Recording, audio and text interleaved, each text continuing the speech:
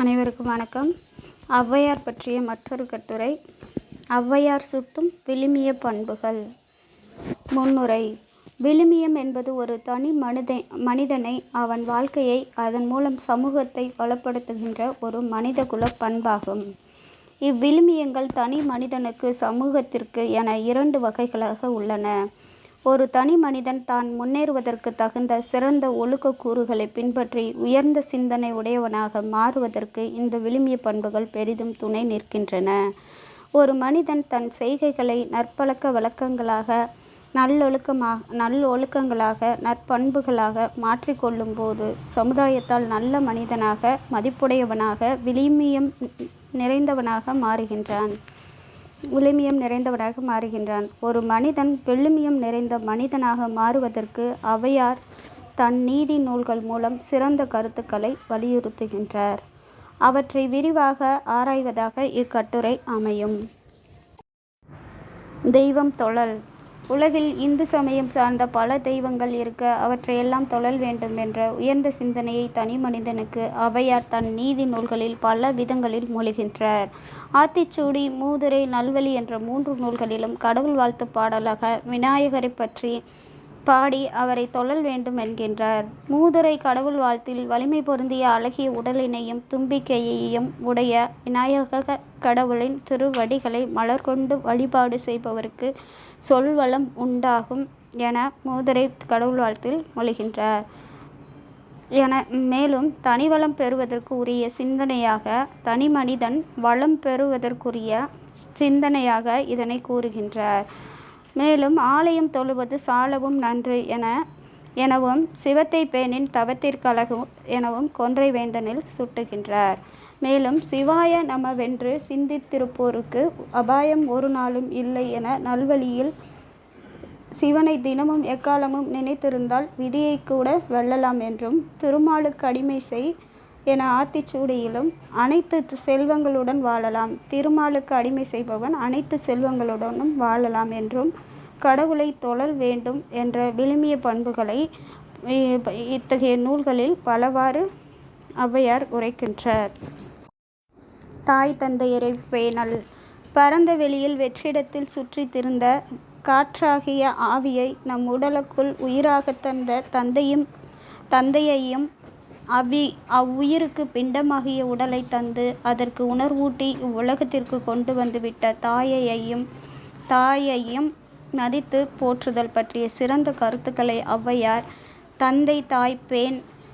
அன்னையும் பிதாவும் முன்னேறு தெய்வம், தாயை காட்டிலும் வேறு தெய்வம் இல்லை, தந்தை சொல்லை விட உனக்கு மேலான அறிவுரை எதுவும் இல்லை என ஆத்திச்சூடி, கொன்றை வேந்தன் போன்ற நூல்களிலெல்லாம் மொழிகின்றார். ஈகை செய்தல். உலக அறங்களில் ஒன்றாகிய ஈகை என்ற பிறருக்கு கொடுத்து உதவுதல் என்ற பண்பை ஔவையார் பல இடங்களில் தன் நூல்களில் சுட்டி காட்டியுள்ளார். ஏழை எளியவர்களுக்கு சோறிட்டு நீ உண், முடிந்த அளவு எப்பொழுதும் பிச்சை அளித்து உண் என்றெல்லாம் ஆத்திச்சூடி, கொன்றை வேந்தனில் சுட்டுகின்றார். மேலும் ஆறிடும் மேடும் மடுவும் போல் ஆஞ்செல்வம், மாறிடும் ஏறிடும் மாநிலத்தீர், சோறிடும் தண்ணீரும் வாரும் தருமமே சார்பாக, உன்னீர்மை வீரும் உயர்ந்து என நல்வழியில் ஈகை பற்றி இப்பாடலில் சுற்றுகின்றார். இதில் செல்வத்தின் நிலையாமை பற்றி கூறி பிறருக்கு சோறும் தண்ணீரும் கொடுத்து உதவுவதால் மன தூய்மை கிடைக்கும் என கூறுகின்றார்.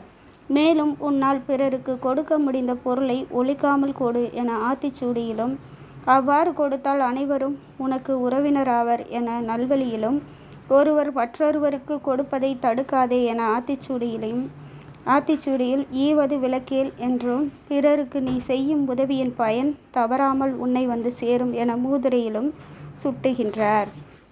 மேலும் தானமது விரும்பு என்றெல்லாம் ஆத்திச்சூடியில் ஈகை செய்தலை பலவாறு மொழிகின்றார்.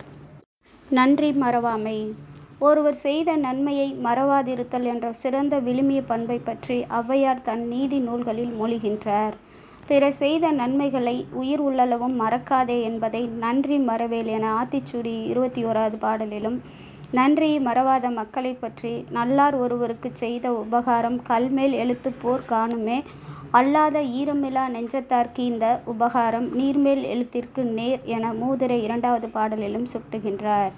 இதில் பிறர் செய்த உதவியை நல்லவர் கல்லின் மேல் எழுதிய எழுத்தாக கொண்டு மறவாமல் போற்றுவர் என்றும், தீயவர் நீரின் மேல் எழுதிய எழுத்து உடனே அழிவது போல அவ்வுதவியை மறந்து நன்றி மறந்து திரிவர் என்றும் சுட்டுகின்றார்.